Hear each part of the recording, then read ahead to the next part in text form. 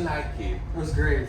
Did it like meet your expectations? Oh, for sure. Well, because after Imagine Dragons, you don't know like if people are like, I'm gonna go to bed. Like so I didn't know if people were gonna come. And when the first song started, it was like, 1/4 filled, and I was like, oh and then just kept more and more people, and like the band was a couple thousand people. It was crazy. So yeah, I was very excited. It was a great show. Yeah, thank you. So, and you've been here in Budapest for a couple of days. Yeah. So did you get the chance to take a look around and explore the city a bit? Not as much as I'd want to, because first day we got here, me and my wife's bags got lost. Yeah, I but heard that. It was so funny. Air Serbia, like, it's all good, they fixed it, but if my bag didn't show up, I was gonna wear like just underwear and a white t-shirt that said Air Serbia lost my bags. I was kind of hoping for that, because I was like, that'll go viral. But so we spent most of our time looking for our bags, and then my guitar player lost his bag too.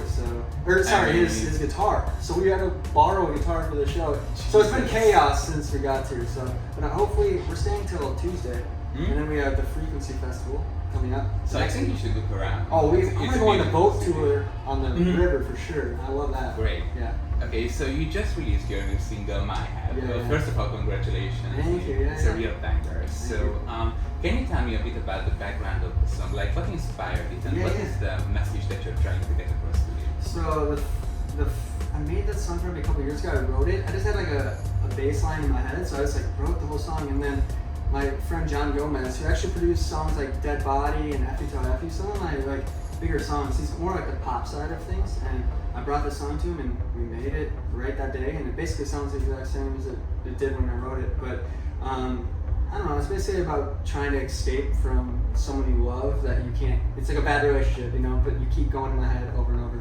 Just a love song with some rock twist to it, Yeah. Yeah, okay, and you released your latest album, Francis, almost a year ago. Yeah, it's crazy. So I'm wondering, what is the most important thing that you learned during the creation process of this record? I don't know, I named it about Francis because that's my middle name. And it's kind of just about, like, the middle name is kind of like the middle child. No one really cares about your middle name, and that's how I kind of felt in the music industry and about things like, there's bigger artists than me, so I kind of feel left out, and that was kind of the idea for this. And a lot of the songs are very personal about that record, so that's kind of where it came from.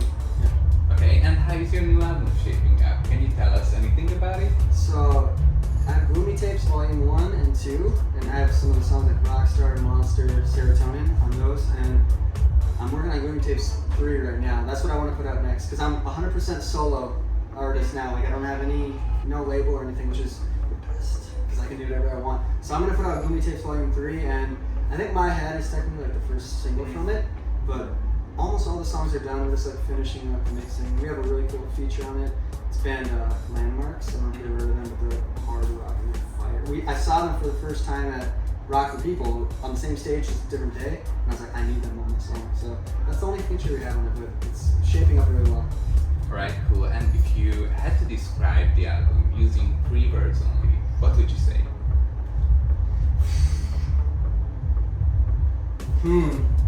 Raw. It's very raw. Emotional, and I'd say forever. I think it's a album that's gonna be around forever. Like, people are gonna be listening to it in 20 years. It's not dated. Like some people are making pop punk and this and that, which is cool for now, but I think it's music that'll last for a long time. People will come back to it. So. Alright, so this next one is probably a hard one. Which song of yours would you show to a person that doesn't know you yet? That's tough. Honestly, it's probably like the next song. It's always the song I just made, because I think that's like my best song, because I make it and I'm so excited about it. So I don't really have any like past songs I'd probably show anyone. It's probably like, hey, I gotta show you the song I just made. That's me. Yeah, okay. And if you had to pick a theme song for your life, what would it be? I don't know if it's a theme song, but one of my favorite songs, like the songwriting, is oh god, what's the band name? We'll put it on the screen or something. But that song, "A Heart Don't Break Even"? No. Yeah, I know that. But I don't know the barely breathing. It's one of my favorite songs ever written. So is it maybe The Script? I don't know. Don't quote me on that. But it's one of my favorite songs written in it. I remember growing up, like VH1, MTV, and that music video was on all the time. I'm like, I want to write a song that good.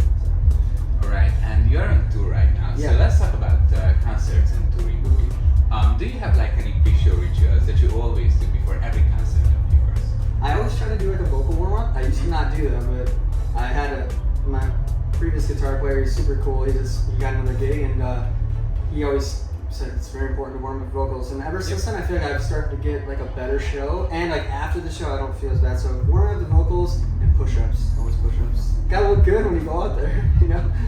All right. And what's one thing that you just can't leave at home when you're traveling on tour? When the airlines don't lose your bags? Oh, God. Well, honestly, headphones. I always have my headphones and AirPods. Listening to something, some podcast. All right. Now you've been in the music industry for quite some time now. Yeah. If you had a time machine and you could go back in time to when you were starting out, to give your younger self just one piece of advice, what would it be? I'd say focus more just on the music of it, and just realize that's what all that really matters at the end of the day. Like, there's Twitter and Instagram and like TikTok, and there's always like this new thing about being like almost being like a social media person first. And though that is important, I think the biggest artists in the world didn't really come from social media to music. They always just had great music, and then they blow up on social media and stuff later.